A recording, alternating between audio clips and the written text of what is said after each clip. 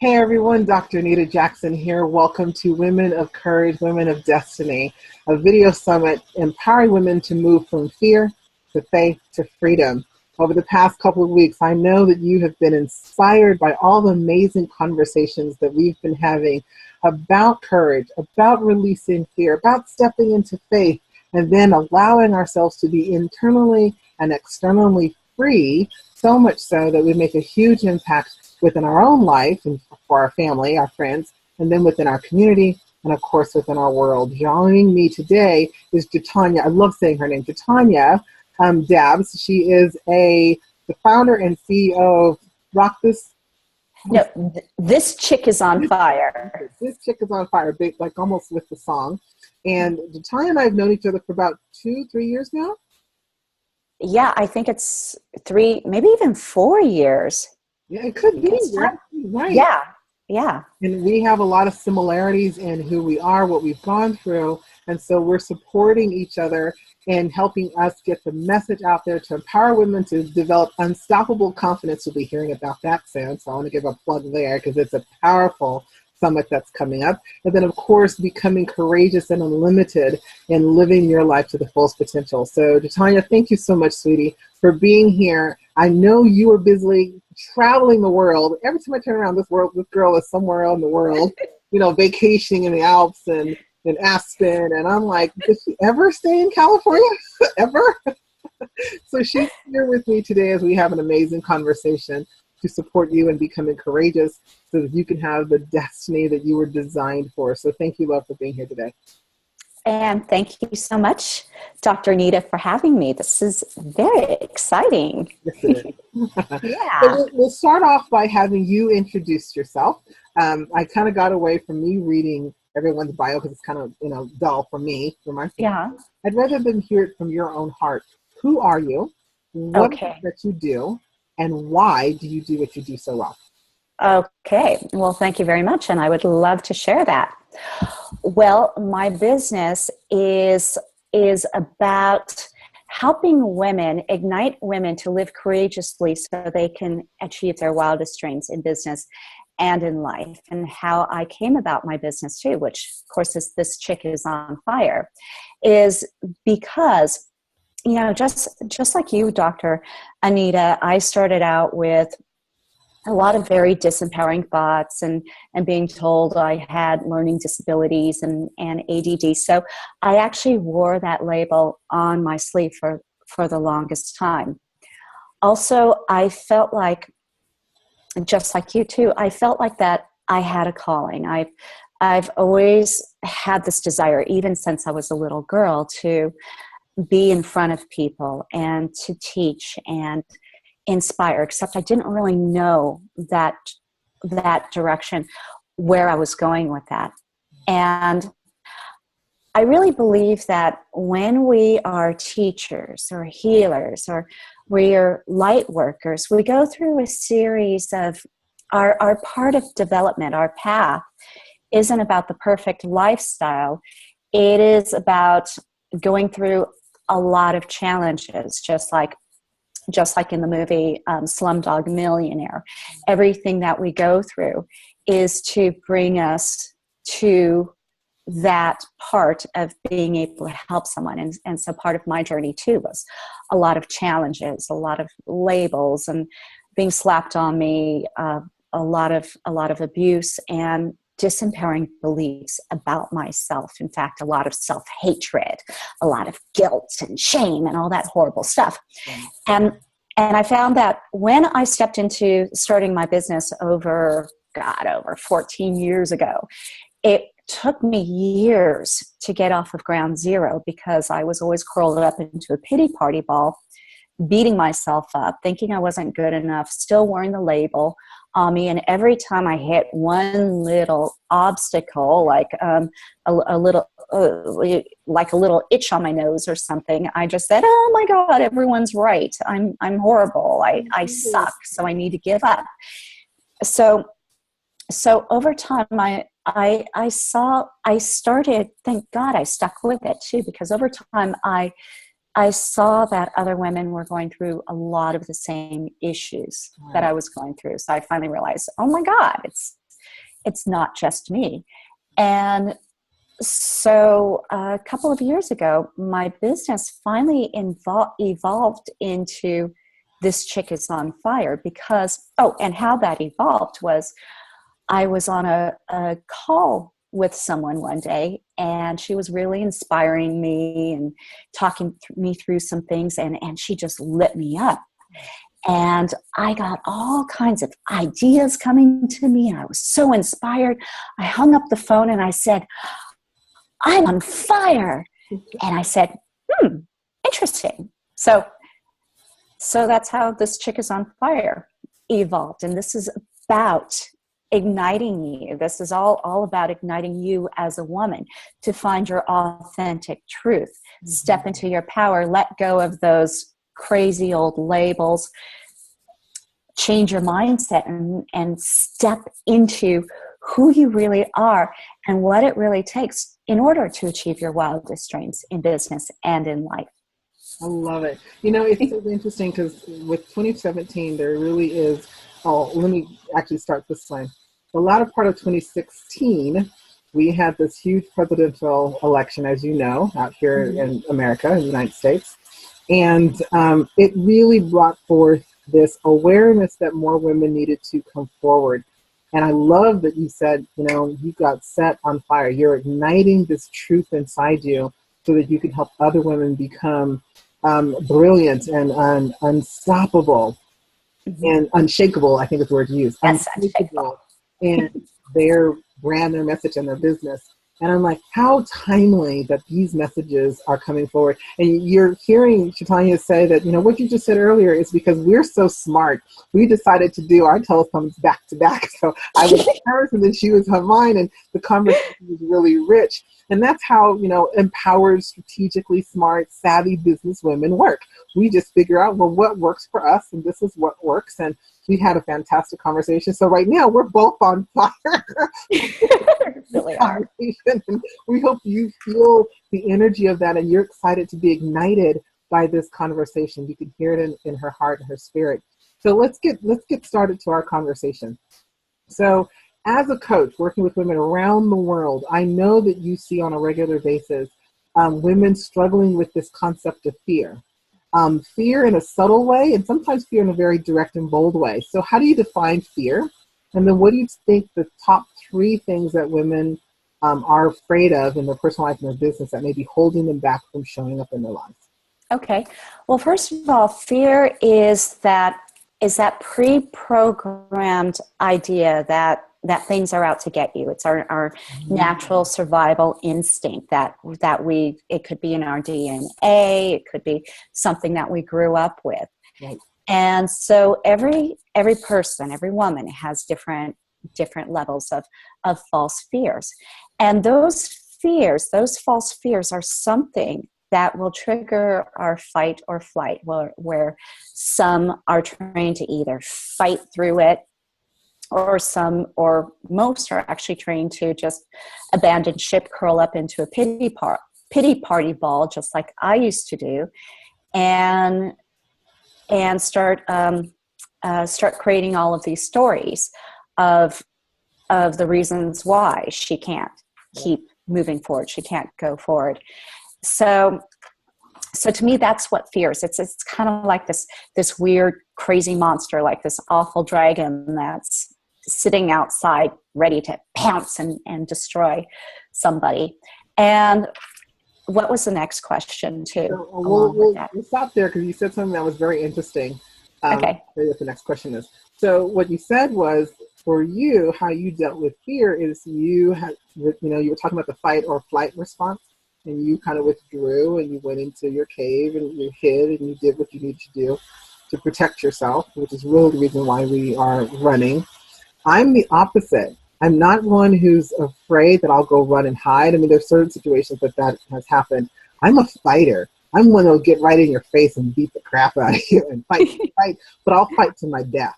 And then I burn myself out, then I get really weak and I get really sick and I can't do anything.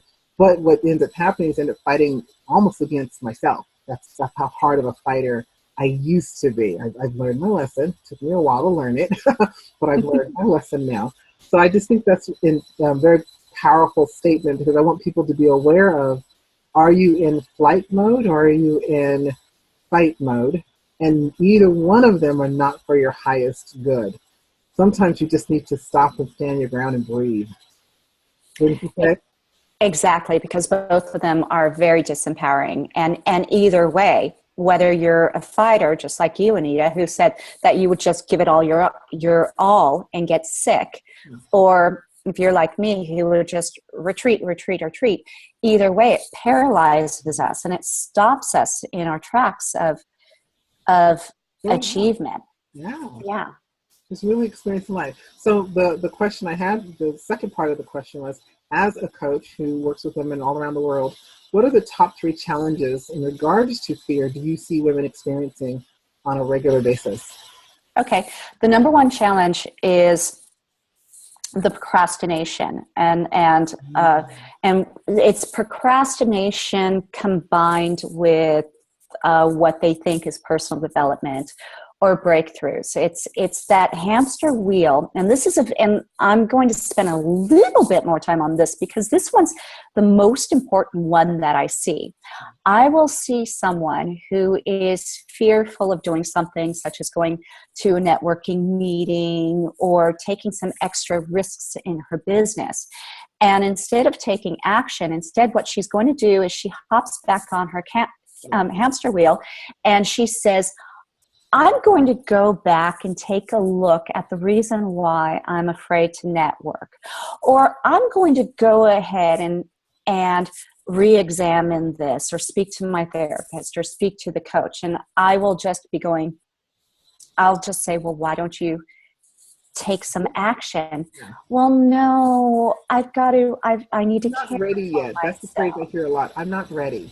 Yeah, I'm not ready. And so we have the misconception that we think that we have to be ready, that we have to have all of our ducks in a row before we can move forward. And that is a huge, huge, huge misconception.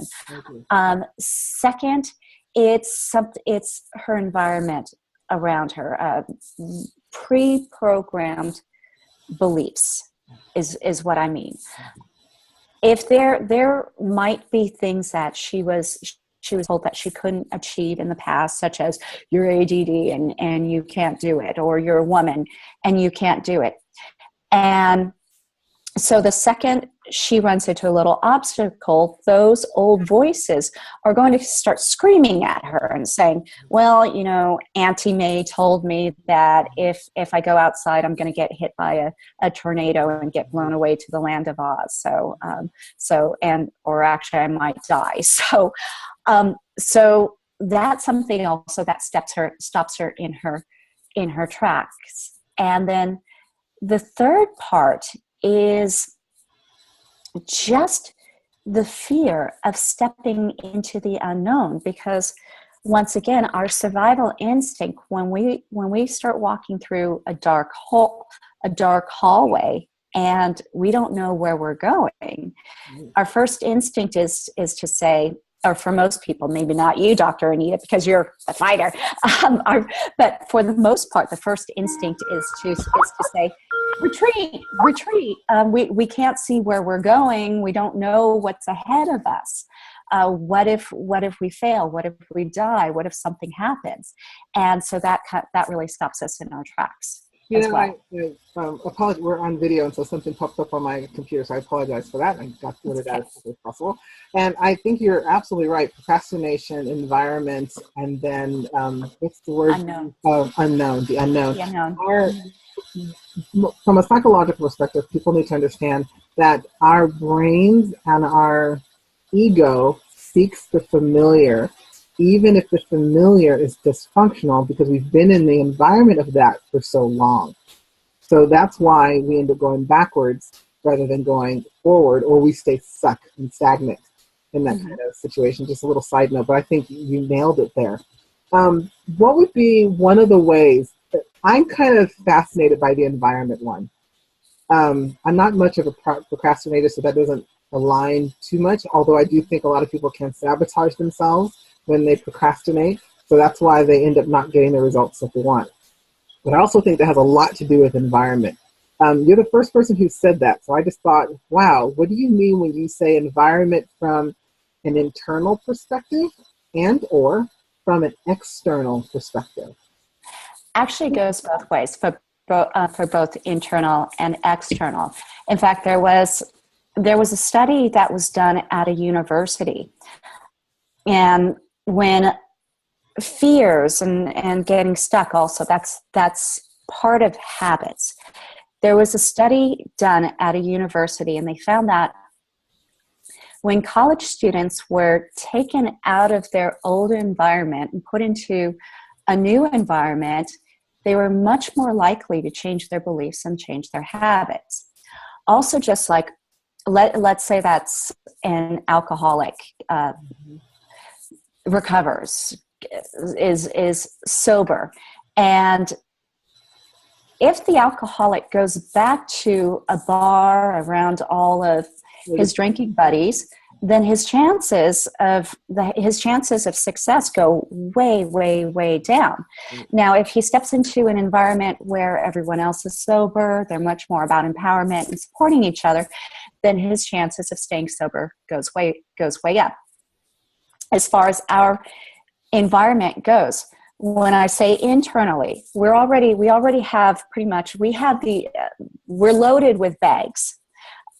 From the time that we're 0 through 8 years old, we've already started collecting quite a few bags that we want to hang on to. And then throughout life, our baggage of beliefs, negative beliefs, positive beliefs gets packed. So we're bringing it along with us. Yeah. So now let's go to put ourselves and our baggage in an environment that supports our old negative beliefs.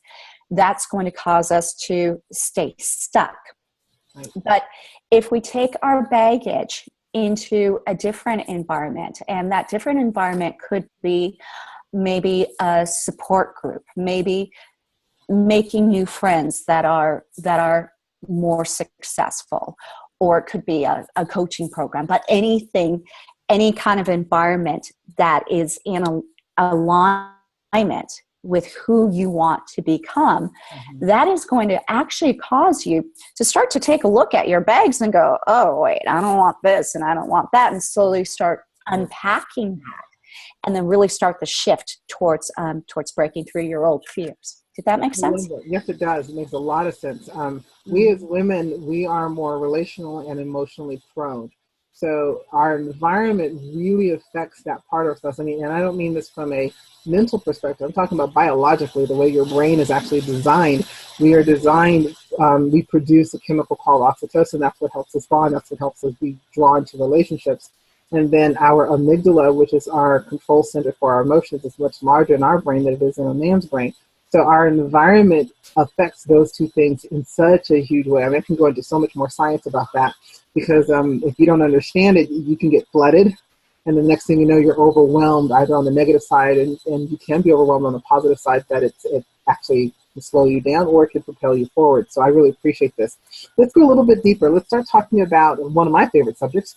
How do you define faith, and why is faith so necessary for a woman, for her own life, and for a woman who believes she has a calling or a purpose to fulfill in her business?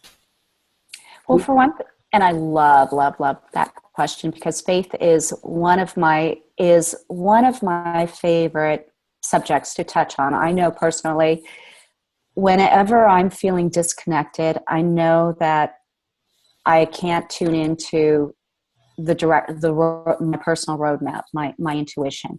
It's also a proven fact too that we need to have some sort of faith, higher power.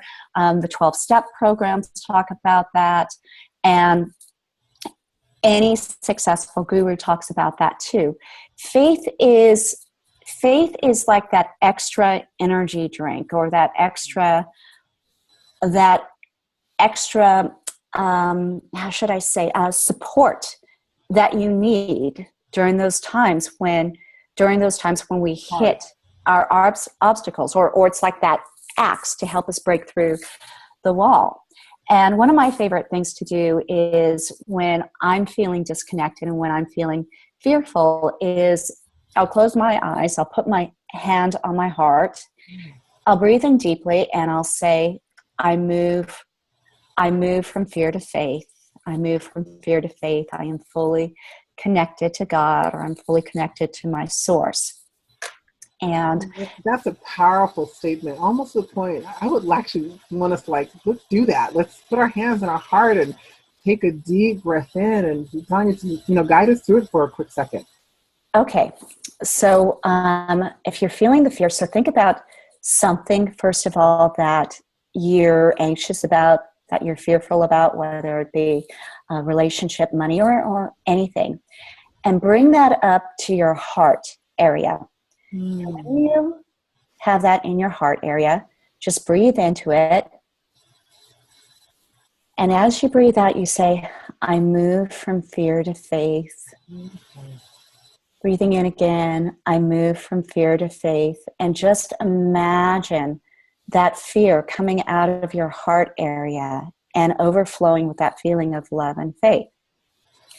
And then what you're going to do is you're going to take your other hand, you're going to put it on your diaphragm area. And the diaphragm area is actually our power center. So you're going to breathe into that. And just imagine as if a cord is connected to your power area and going into whatever source you believe in, whether it be the heavens, God, your higher power. And you say, I am fully connected to God. I'm fully connected to source. And you just breathe into that. And again, just really imagine yourself being fully connected. Thank you so much for doing that, because now you have a strategy to help you move from fear to faith. I mean, what a practical, easy thing to do every single day, or anytime we're experiencing this false thing called fear. We can just stop and take a deep breath and tell ourselves, speak ourselves into faith, and then connect to God, saying, okay, I'm now connected to God. I'm breathing that in. What a powerful, experience to have. So thank you for teaching us that. I will be doing that myself now. You're welcome. And on a side note too, I want to say, be part of, imagine one of the really important reasons why we need to make sure that we are completely connected to source. Because imagine that we are like a lamp. And the lamp has a plug. And if that lamp is not plugged into the socket, which is the source of electricity, that lamp is not going to be able to light up or ignite, and it's not going to be able to have its power. So regardless of how much you yell or try to beat up the lamp, it needs to be connected. We are the same way, and that's going back to faith too. We are the exact same way. In order to have that power to light up in this world, we need to accept and keep ourselves fully connected to our source of power. I love that imagery like you would not believe. I love it. I'm like, yeah, girl, go ahead. Because that was fantastic. I love those kind of visualizations that you can say, okay, the light doesn't work unless it's plugged into the source. Plug myself into the source so that I'm lit up. And my mindset, then when you're seen, all the blessings can come towards you. All the things that you've been calling in can see you. Visibility is important. And then allowing that to come into your life. Well done. I love it. Thank you. Oh my goodness. Okay, so finally, let's talk about this concept of freedom. I want more women to be free on the inside so that they can be free on the outside. And I believe that will cause a powerful ripple effect that will bring about more healing to our world. Define freedom, and why do you think it's so necessary, if it's necessary at all? Okay. Well, and this is another subject that I really love. So great question on your part. Okay. On that one, I believe that on the inside, I call it the princess in the tower syndrome, is that over time, we have kept ourselves imprisoned in this wall of personal beliefs. And this wall, this tower, is built up of blocks and blocks of different limiting beliefs, such as I'm not good enough, I'm ugly, I'm fat, I'm inferior, I'm unacceptable. So builds up over and over and over again. And so then over time, instead of recognizing that prison that wall that we've built around us, we sit inside of there waiting for someone or something to rescue us, whether it be a man, whether it be clients or a career or a dog on a sled. But something, thinking, having that false belief that we have absolutely no control in what we're doing, and until we're not going to be happy, until that something or someone comes and rescue us. And if that rescuer comes, we're not really free. So why we need to have that freedom and break through? The real key is first of all, take a look at those false beliefs that you have. Understand that you are the one. You don't have a rescuer out there. You are the one who has put yourself into your own prison. And so it is up to specifically you to take control, find the key, break through that. Now, once you break through that and have your freedom, the amazing thing happens is that, number one, you step into your authentic self. You step into the truth of who you really are. You're going to gain a lot more clarity about the path that you're supposed to be on, especially if you're a healer, if you're a teacher, if you're a coach, or even if you're supposed to be working in some other career. And your intuition is going to be opening up so much more powerfully. And so when all of that happens, you will be ignited with this incredible strength, confidence, and empowerment. And all of us, too, as women, and especially during this new year, 2017, and beyond, too, we are all a catalyst. I believe that we are all catalysts. We're all light workers. We are all part of this big group to help change and empowerment. And anybody who denies their own freedom is denying someone else the chance to be guided, to influenced or inspired to be freed as well. Yeah. The last statement you said, anyone who denies themselves their own freedom denies someone else the opportunity to be free as well. Exactly. So my thought was, why on earth would you deny yourself freedom? So maybe that's the question. Why am I doing this? Why am I allowing myself to no longer be free if I've always been free from the very beginning? Now I have to take it and then be responsible for the freedom that comes with it. Because with great freedom and great power comes a lot of responsibility. And that's a whole nother conversation for another time. It's so true. And I think a lot of times we deny our own freedom is because, first of all, we don't think that we're allowed to have that freedom. That goes back to what you and I were talking about before with guilt and shame. We feel like that we need to cater to everyone else, or we may get hurt if we are too free on the outside. Right. So what she's talking about is in previous conversation in her telephone, we talked about most women, I think, have the wrong conception of what guilt is about. And this is the psychologist in me. And I said, let's define guilt. And I told her that the actual definition of guilt is to commit a feeling from committing a moral wrong. And so if a woman says, I feel guilty about taking time for myself, or I feel guilty about not doing ...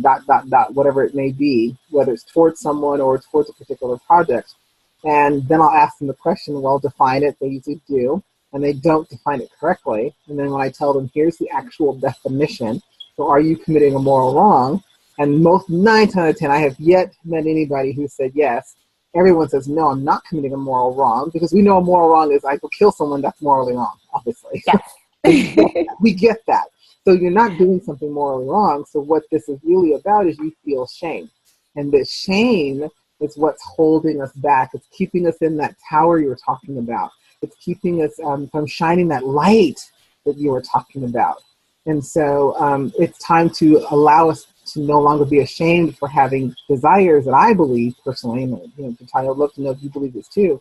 I believe God put those desires in there for a reason, so that God, source, spirit, however word you want to use, can be fully expressed in us and through us, so that other people can feel that light and then express who God is in them. And then we just create this powerful ripple effect. So it's a good thing that desire is there for a reason. Now you need to not be ashamed of it. Wouldn't you say? That's exactly what I would say. And I also believe too that desire is that little spark of light. It's like that little ray of light that's coming in to show us that there is something more out there, that we are supposed to be in that light. What's the future of women in 2017? What do you think? Ooh, the future of women is very, very positive. Ooh, I see that.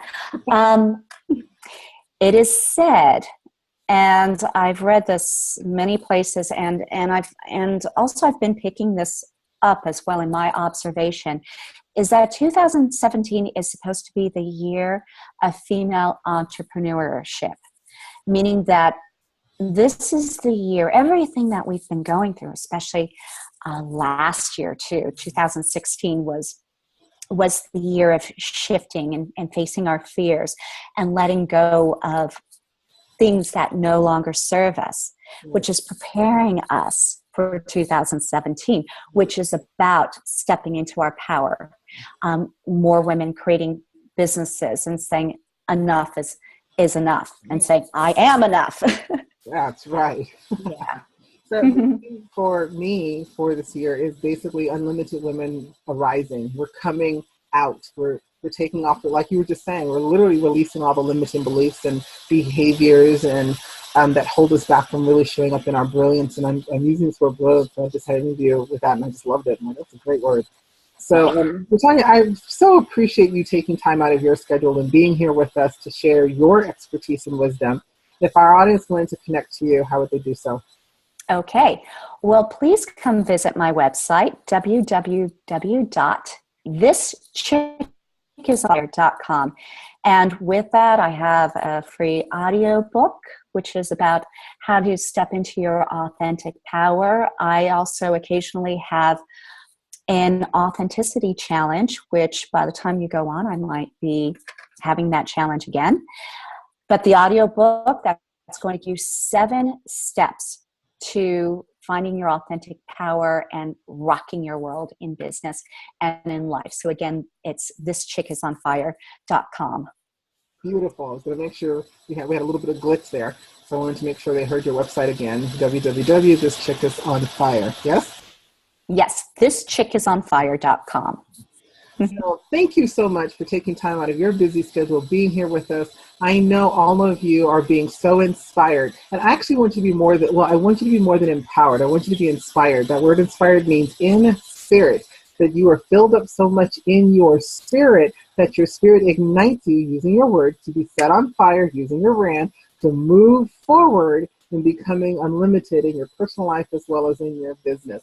So be inspired and live life to your fullest. You are enough. You always have been. You always will be. You're also unlimited. Now go act like that's true. Until then, take care of you. Bye-bye, everybody. Bye.